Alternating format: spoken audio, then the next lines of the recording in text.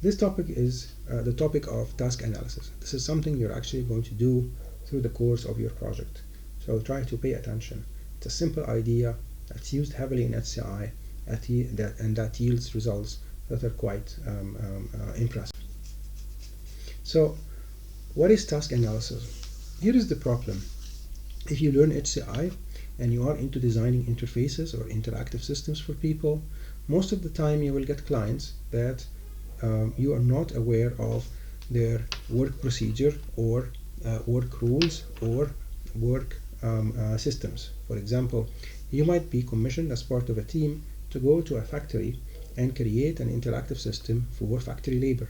You have no idea how this factory works, what's the measure of quality, how the assembly line is organized, and what steps are made first and what steps are made next.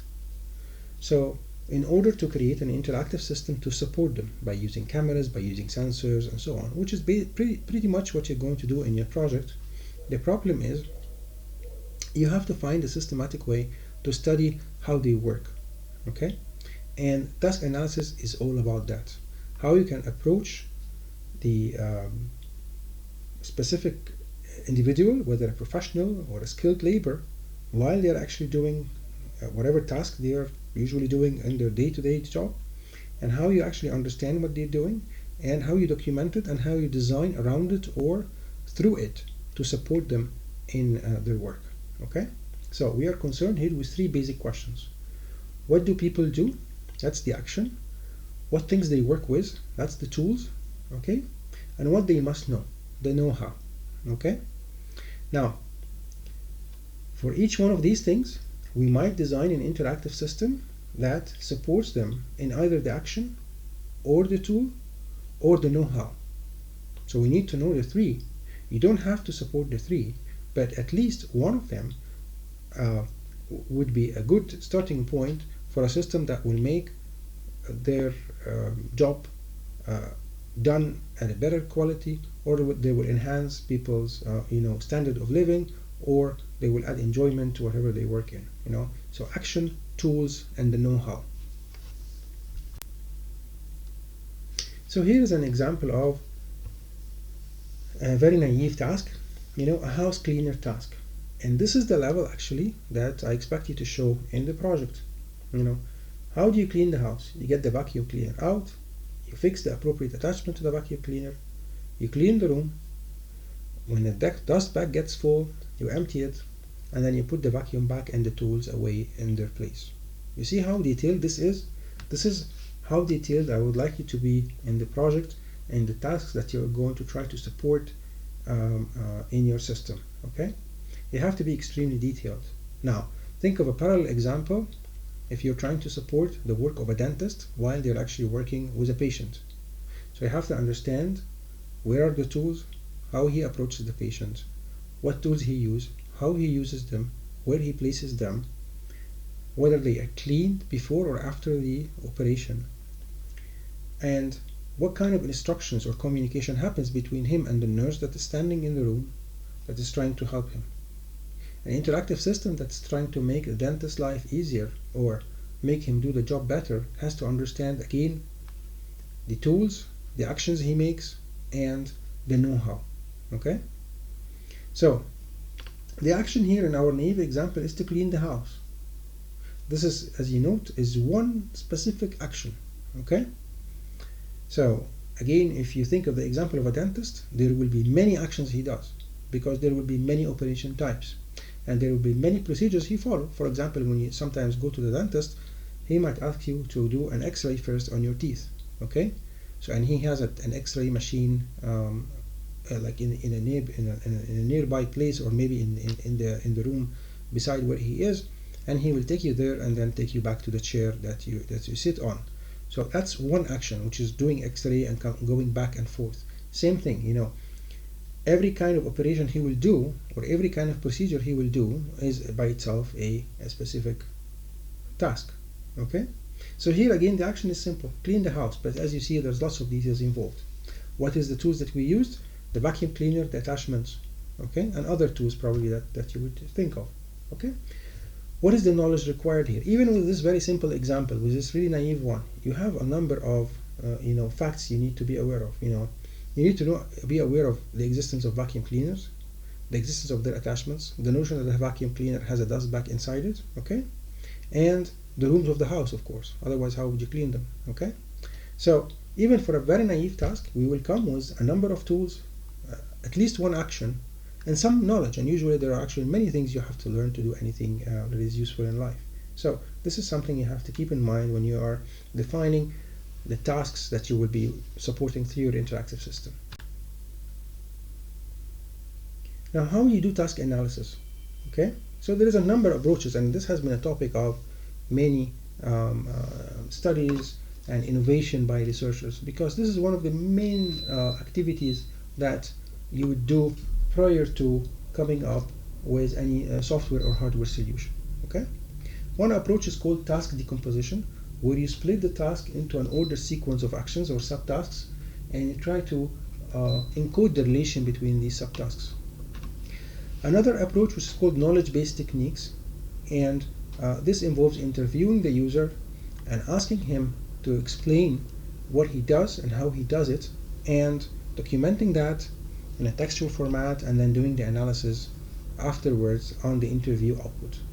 The third technique, called anti-object based analysis, and this is actually the predecessor to, if you believe it or not, databases. Okay, so this is one of the earliest approaches, and it was made for what's called system analysts who go to a company to design an interactive system, and over there your focus are the entities that are being used and the objects that are used along with the entities. Okay, I'm not going to cover this. This is not the scope of this course, plus it's outdated from an SI perspective. It's more suitable for designing a database for a company compared to an interactive system like we do in SCI. Okay, so the general approach for task analysis is you do a lot of observation. If you're asked, for example, to design an interactive system to support an assembly line, let's say a car assembly line, you don't do that while you're sitting at home or in your office. You have to go to the premise and ask for permission to stay there for a decent amount of time. We are talking, in most cases, between weeks to months, just observing and understanding how people are working, how do they communicate with each other, what tools they use. Okay, you have to understand basically the manufacturing process of cars. Now, what you're going to do is you're going to collect words and actions, noting or observing everything you see, and you organize them using a notation or a diagram to try to group related things together. For example, you would say, assembling a car engine involves, retrieving those spare parts from the warehouse and then connecting them in the following order. Okay, and you will write things like how many engineers are involved, how many labor are involved, what is the quality control process, and it goes like this. So basically you monitor and you write down words and actions. Words are describing the things they are working with, like a shift gear, a toolbox, and so on, and actions like assembling, checking, QAing, and so on. Okay, and you organize all of this in a diagram. Now, what is the difference between the different techniques we are describing here? When we talk about task analysis, we're focused on the user, what the user is doing. We're not focused on the task, we're focusing on the user doing the task. Okay, so the focus is the user, not the task. Okay, now the typical system analysis, where the a typical system analyst would do in the 1970s and 1980s, they would be focusing on the system, not the user. So a typical system analyst, the way they think is, let's collect forms, let's collect regulations, let's collect documentation, and understand from the documentation, the forms, the rules, the bylaws of the company, how things work. Not how the user work, but how things work on paper. Okay, what is the process they have? And they would design software for that. And obviously they will always be less successful compared to when you focus on the user, because the user is actually the final kind of word. He has the final word on how successful your system is. And if you focus on how he works and try to support him, he will ultimately believe that he's doing his job better, and consequently he will give you better feedback compared to just designing based on some paper regulations. Okay.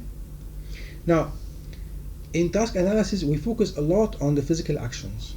Okay, I don't really care about what happens in the user mind, because as long as it's not manifested as an action, it's not going to be my focus. This actually saves us the trouble of having to learn a lot that we don't need. If you think, for example, of a dentist, if I focus on the 20 operations he knows how to do and the physical procedures that he goes through, okay, the physical tools that he actually works with, I will be able to support him through those 20 operations. As long as he's always doing the same thing, I will be able to support him, okay? But if I try to extract from his mind, from what we call his cognitive model or internal mental state, all the information he learned since he was in medical school about things related to dentistry, first of all, that will take me like an extended period of time, and plus, I will not be able to filter the information to help him, okay? I will not be able to make use of the information. So focusing on the user and the task and the user doing the task at hand, doing the physical actions, what we call external actions, turns out to be much better than trying to understand everything and design for everything. What that also implies is that when we design an interactive system to support a user in a certain context, then we will have to pick and we will have to tell the user, this is what we're going to support. We're not going to support you in everything. We're going to support you in these specific functionalities, okay? And he has to agree, obviously, on that, okay? So, for example, if you're doing a project to support an architect, you don't have to support him in doing all kinds of engineering drawings. It's up to you. You just pick the typical functionality or the external actions he does when he actually creates a specific engineering drawing. And most likely he has some specialization, like he might be into designing architecture of hospitals or public places. He might not be into designing villas or condo apartments. Okay, so you have to focus on specific actions, and you tell the user up front, this is what I'm going to support, this is what I'm not going to support, and they're all measured by his external actions, not by what he has in mind. So we will look at this notion of task decomposition, okay? Now, task decomposition will describe the task in terms of its subtasks, and that kind of approach is still very popular in the HCI world. This is what you're going to do in the project, okay? We will look specifically at what's called hierarchical task analysis, which is the most common way of doing things. There are other, techniques that are less popular. If you look online on Wikipedia, you will see things like PISA and the CNUCE and so on, but I will only focus on hierarchical task analysis, and that's what I expect you for your project. So again, this involves documenting a high-level task and the internal subtasks underlying that or within that scope. So there are two types of HTA, hierarchical task analysis. There is a textual hierarchical task analysis, which consists of hierarchy description plus some plans, okay? And only the plans will denote the order. So let me show you one that is done for the same example we have seen before. A hierarchy decomposition, a textual HTA basically, textual hierarchical task analysis for house cleaning. So what I'm going to do is, going back to the same list of actions we've described before, or tasks and subtasks, I'm just going to number them, okay? So these are, in order to clean the house, this is what you're going to do. Number 1, get the vacuum cleaner. Number 2, get the appropriate attachment. Number 3, clean the room. 3.1, clean the hall. 3.2, clean the living room. 3.3, clean the bedroom. I know it's a bit silly, but I'm trying to use a simple example to communicate the idea to you. No? Number 4, empty the bag. And number 5, put vacuum cleaner back. So the numbering here implies order. Okay? But that's a general order. You might have variations in how we do things. And for that, we have a second section called the plan section. And in the plan section, I will enumerate plans from plan 0 to plan n. And in every one, I will mention a sequence of those steps. So for example, plan 0 will be step 1, step 2, step 3, step 5. Okay? I will not empty the dust bag. Okay? Plan 3 will be do any of 3.1, 3.2, or 3.3. Okay? So the plans here are basically generating variations from the sequence of steps, respecting the order. Okay? Now, this is one approach to do hierarchical task analysis. Okay? Now, how you actually generate the hierarchy? you have to get the list of tasks, and you reach to this in agreement with the user. Again, you don't have to support him in everything, but you will support him in the important tasks that he will do every day. And when you decide to support a task, you have to support it completely. Okay? You will group the task into higher level tasks and decompose the lower level tasks. So basically, you are going to start with a list of tasks, and then you will group them into related subsets. And in every subset, there are a number of tasks. For every task, you're going to decompose it later on. Okay? Now, how do we know when to stop? Okay? You have to stop at the simplest thing the user can do. Okay? In other words, we're not really trying to create, a cluttered space or a nested huge list of tasks. What we are doing is we're trying to help the user. So the stopping criteria is the lowest sensible action from the user perspective, and you can get feedback from the user regarding that. Okay, would you like us to help him or not? For example, when a dentist is working with the tools, will he need us to guide him in picking the right tool at every step of the operation or not? Should we include this as a task or not? If you actually imagine how a dentist table looks like, they have on the side table where you sit almost sleeping, they have this huge set of hardware, dentistry hardware. Okay, they have all kind of weird looking knives and all kind of weird looking hooks. Okay, now for every type of operation, for every type of teeth, for every type of patient, there is certain hardware to be used. Now, if we are going to design an interactive system to help the dentist to work through an operation, for example, extracting the wisdom teeth, does he require guidance on which tool to pick next? For example, if he say yes, what we will end up doing is probably installing a projector at the ceiling and a camera as well, and then we will use computer vision to detect the types of the tools, and we will display a marker on the tool that tells him, okay, use this now. Or we could use an LCD, and he puts all the tools on the LCD, and we put a camera underneath the LCD. The camera takes an image of the tools displayed placed physically on the LCD, and then we use the LCD to display a border around the tool that he's supposed to pick now. But does he need this? And that is not an answer that we can come up with. You have to ask the dentist, do you need us to identify the tools for you or not? Okay, so the low sensible level will vary from task to task, and it is based on the user input.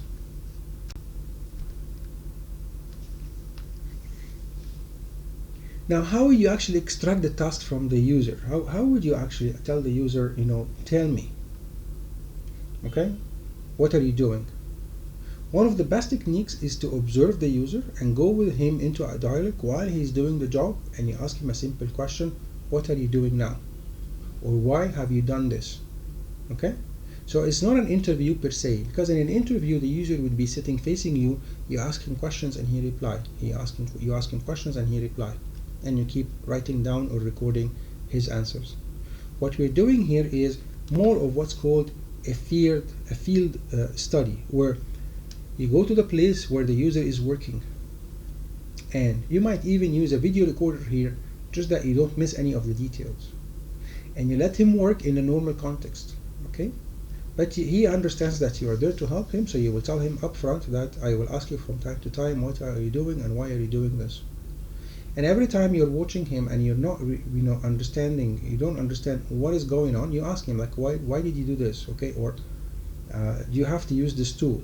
Okay, and he answers you while working, and then you record all that, and you have now like a treasure of information, because you have him working using the tools and in the same doing the tasks you're going to support, and then you ask him in context, like, why this, why that, why did you do this now? Okay, or if we change this, or what would we do to help you to make this better? Okay, in context. The most important thing is in context. Okay, so for us, the tasks comes first as explanation of what he's doing, and from there we start to extract the tasks that we would like to support him in. Okay? Now, you could get many answers, and it really goes back to your experience and talent to extract the correct one. Okay? Because he could be doing many things at the same time, or he could tell you an answer that is a bit high level versus an answer that's way more low level and detailed, and you really have to poke him to get the full picture. Okay? For example, if you ask a dentist while working, what are you doing now? He'll tell you, I am disinfecting the site. Okay? Now, disinfecting the site is high level. He must have been using some kind of chemical to disinfect the site. He must have judged that the site could be infected or will be infected. Okay?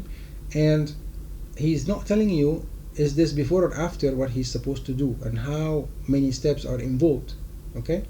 So, while his answer might be higher level than what you want to dig deep and get the details. Okay? That the current operation of wisdom tooth extraction involves 5 steps. The first step is to clean the site, and the second step is to disinfect the site, and so on.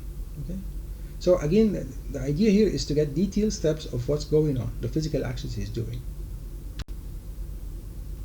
Now, the second type, which is what I want you to use for the project, is called not a textual HTE, hierarchical task analysis, but a diagrammatic hierarchical task analysis. And this is much better because it's kind of simple, simple to understand, and better to visualize. So in a diagrammatic hierarchical task analysis, what you do is you combine the hierarchy description or the steps with the plans in one diagram. Okay? The notation is simple. We have 2 types of blocks. We have non-terminal task and terminal task.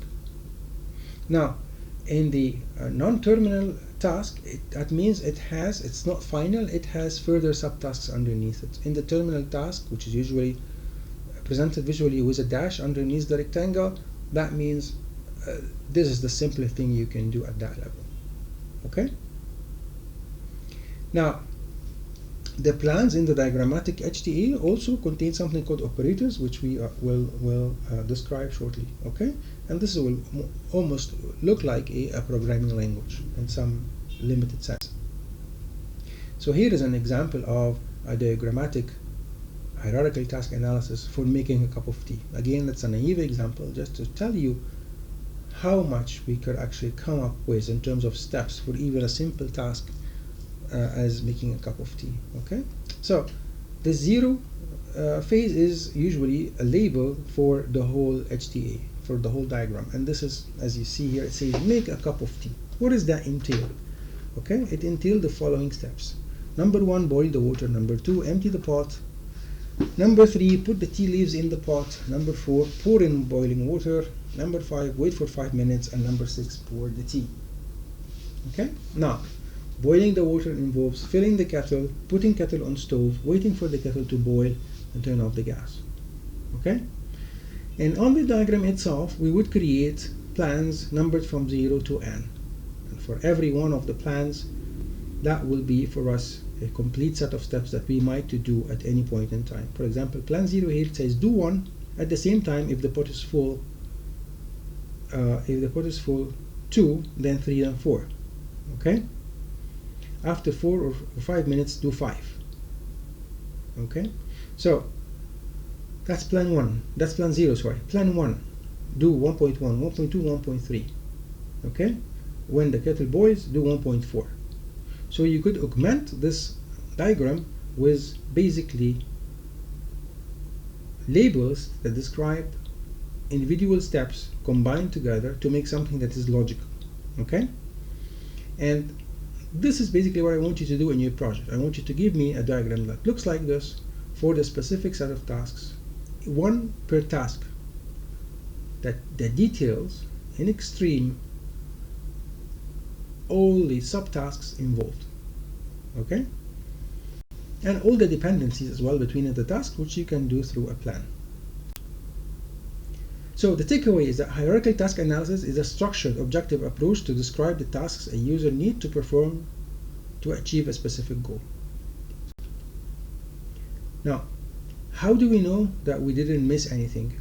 Okay, given some initial, hierarchical task analysis, how to check or how to improve it. Okay, there are a set of guidelines, and they are usually called guidelines in HCI are usually called heuristics. So there are a set of heuristics that you can apply to make sure that you didn't miss anything. So this was proposed by a number of very popular HCI researchers, Dix and Finley and Gregory Abboud and Bale in their textbook, Human-Computer Interaction, which is one of the course textbooks actually. Okay, they mentioned 4 heuristics, So let's look at them. They're called paired action, restructure, balance, and generalize. What is paired action? It says, is there a complementary action to the current action? Okay, or is there an opposite action to the current action? Okay.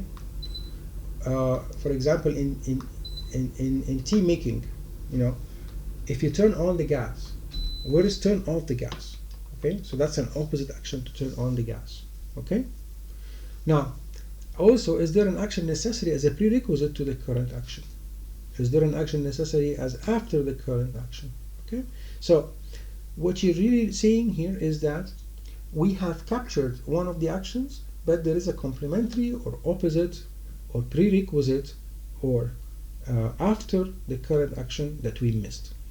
What that entails is you going back to your diagram, your STA diagram or your STA text, and asking those 4 questions for every action you have. Okay, you don't actually need to answer it. The user will answer it while you're interviewing them. After you've observed them, you're going to come back to them with these HTAs, and you tell them, am I missing something? Okay, is there something that I should be aware of that you need me to support in the interactive system I'm going to provide you with? The second heuristic is to restructure. Okay, in other words, can we group a set of related tasks under one umbrella? Sometimes for you this will become very clear, and sometimes you will go and ask the user for a restructuring activity. Okay, so for example, can you collect in the tea making process everything that is related to the pot? Let's say you just make pot. The other question you ask yourself is the opposite. Can you split a task to 2 or more tasks? Okay, now why it's the case? Usually when you create a group of tasks into, or collect a set of tasks into one group, there is always an opportunity for automation, which means the user is not going to do it. You're going to do it for him automatically if it is possible. Okay, so for example, if in a dentist, again example, the dentist needs to make sure that the nurse has followed proper procedure in disinfecting all the tools from the previous patient, so the new patient will not get, say, a virus like a virus C from the tools that were used. Okay, and maybe the tools are spread over several drawers in the clinic.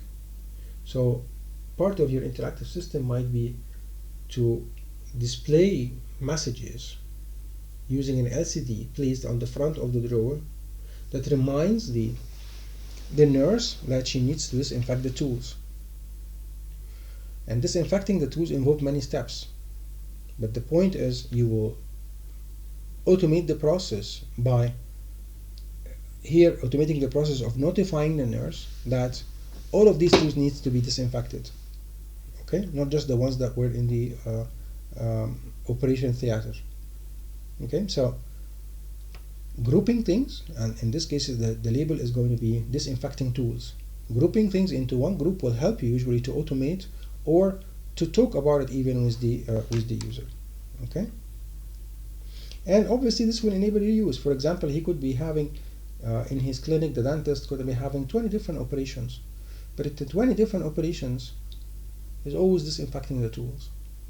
So if you treat this as one group or one unit, now you could always insert it into any of the operations, and it's going to be the same system doing the same thing, which is displaying messages to the nurse to disinfect the tools in the drawers. Now the third heuristic or guideline is to create what we call a balance in the HTA. Okay, What does that mean? When you actually do any task, the more details you add to any part of the diagram, usually it corresponds to further details that you will discover in the other parts at the same level in the diagram. Okay? Now I will try to kind of refresh your memory with something you have learned many years back in your early computer science education, which is this notion of balanced binary search trees or balanced binary trees. That in a balanced binary tree, the nodes on, and you've learned this in the database course as well in the B+ tree, that is balanced, okay? That there is no skewness. Now, it turns out in real life, because of this notion that once you introduce complexity, you see more complexity. If what you're documenting, the task at hand, has some complex component, that means that the other stages of the manufacturing process or the job at hand will also be complex. Okay?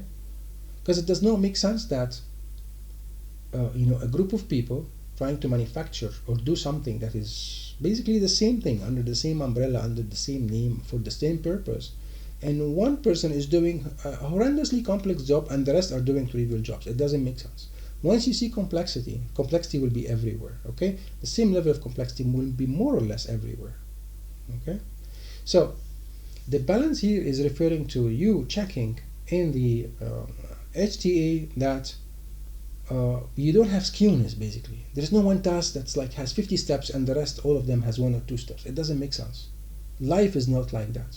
Okay, once you start to see complexity, you see complexity everywhere. Okay, so if you see there is an imbalance in your HTA, then the imbalance is coming from the fact that you didn't really capture all the tasks and subtasks that you should be capturing. You just captured part of it. Okay, maybe what you're designing is an interactive system for a large number of people, and you had access to one group, and those group told you a lot of details, but the other groups you didn't have enough access to them, or you didn't have access to them, so your information is lacking about what they are exactly doing. And that's why you have a skewness in your HTA, because you have one source of information and other sources of information are missing.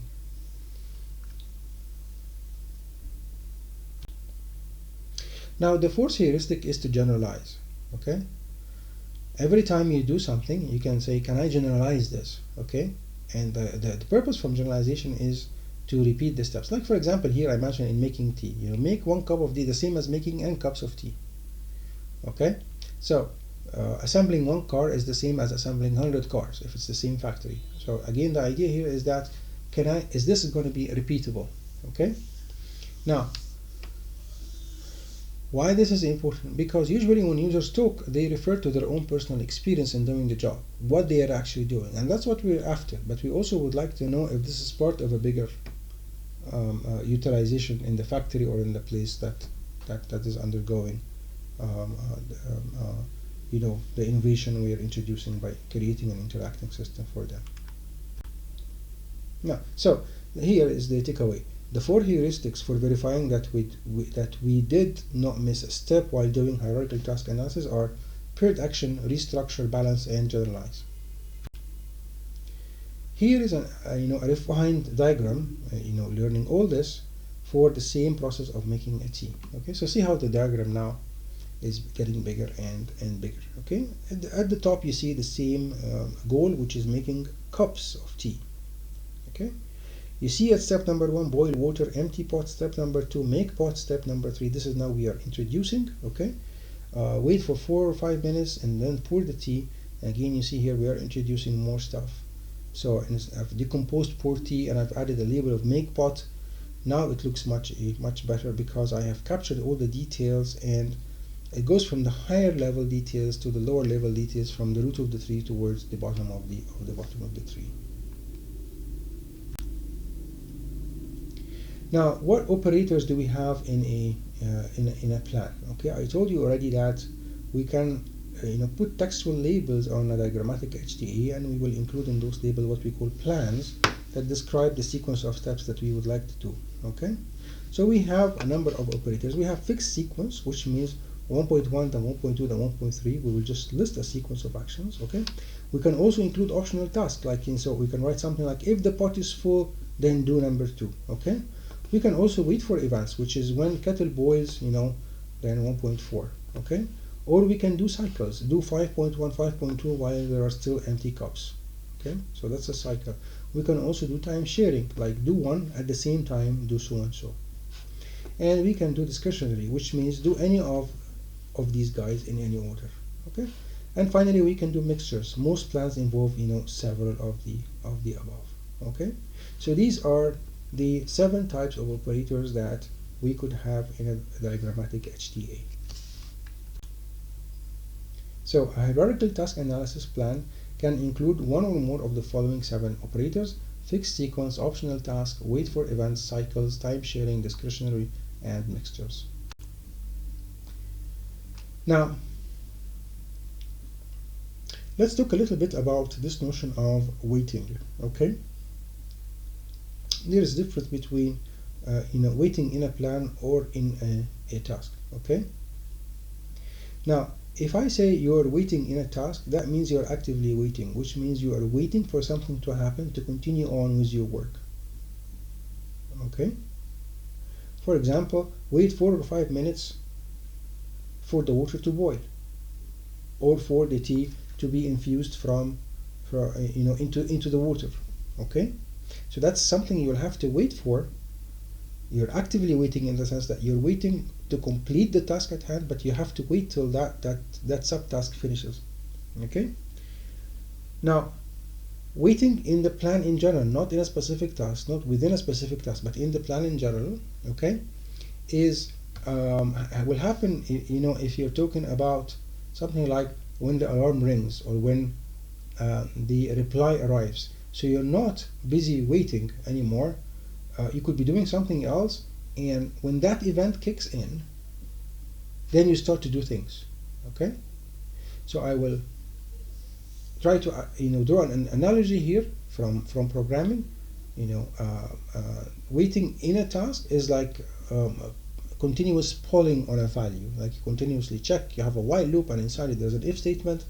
In the while loop, you read a value from the user and you check in the if statement if this is the value you want or not. Okay, so you're going infinitely in the while loop until you get the value from the user, and that will be busy waiting. Okay, now the other one is like callbacks. If you remember from CS4 days, when you register the listener in Java and you get a callback that tells you, okay, the following event happened and you can proceed now with whatever you'd like to do. Okay, so there is a difference between them. So this is what I try to highlight here, and that's the busy waiting that I described earlier. Now, where do you get sources of information? I already told you that the top source for us when we do task analysis is to monitor the user. Okay, and while you're monitoring them, this is almost like a field study. Okay, and field study means you study the field, you study what's actually happening in the field. You don't actually intervene directly as much as you are watching. Okay, this is what we call generally in HCI observational studies or field studies. Okay, now, and this is really number one, because you get a lot of information when it comes to physical tasks from just observing people working. But you could also look at documentation. That really depends on the kind of company or the kind of premise you're working with. For example, factories will have lots of documentation because it's legally binding to actually describe. I mean, not necessarily in Egypt, of course, but generally speaking, it's legally binding to document the processes of manufacturing. So in case a labor is injured by some accident, the factory procedures for manufacturing will be checked by the labor organizations and so on. Okay, so documentation could reveal a lot if it exists and if it is accurate. Okay, now the third type actually is interviews. You just go and interview people. You take a camera or a voice recorder and you keep asking them questions. Okay, now you could still ask them questions while you're doing the observation, but really you learn a lot without talking by just observing people working. While with interviews, you have to prepare the questions up front and go and ask them about what they are doing. Now, how do you document your task design? Okay, how do you actually put this into action? We have to differentiate first between task analysis and task design. Task analysis is what you learned, documented about what the user is currently doing. Task design is about how the users will do what they are doing in the future. Okay, so you could still use the notation that we have introduced as a hierarchical task analysis, but you will provide two things: what they currently do and how they will later on do it with your interactive system. Okay, and this is actually a nice document to present to the user, because it will tell him, okay, this is where you are now, and this is what you're going to be doing with the existence of the interactive system. Okay, now, so it could be that you don't change at all what the user is doing, and in this case the task design is going to be the same as the task analysis. Okay, if it is the case, the advantage of your interactive system has to be clearly stated, because if you didn't change anything the user is doing, what is the benefit for the user? There could be still benefits, but you have to clarify what are the benefits. Okay, going back to the example of the dentist, if you're not going to change anything the dentist does at his clinic, everything is going to be the same. Why is he using an interactive system? Okay, so as long as you can find an argument and it makes sense, that's acceptable, but that will be rare. Usually the task design is going to be different from the task analysis, and the question is it more, the output of the task design, or it's less than the output of the task analysis? What I mean by that is the number of steps the user is going to do. Okay, so when I say that the task design or the design tasks is going to be bigger than the analyzed task, what that means is you've added to the steps the user is going to make.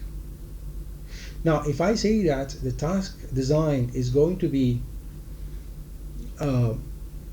less than the task analyzed, what that means is you have saved him time by doing things now on his behalf, and he used to do it before. Okay, so instead of accomplishing his job by doing 7 steps, now he's going to make 5 steps. So the design task is less than the analyzed task.